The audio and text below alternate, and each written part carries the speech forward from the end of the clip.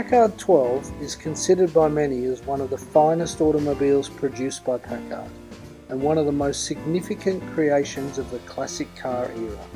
Only 446 Packard V-12s were built in 1939, making these cars very rare and very collectible. These cars are stunning both inside and out, with the long and flowing front hood hiding a side valve 12-cylinder engine that was refined, powerful, smooth and quiet. With a rich history and a reputation of the Packard Motor Car Company, this is the perfect opportunity to own a rare piece of American post-war motoring history.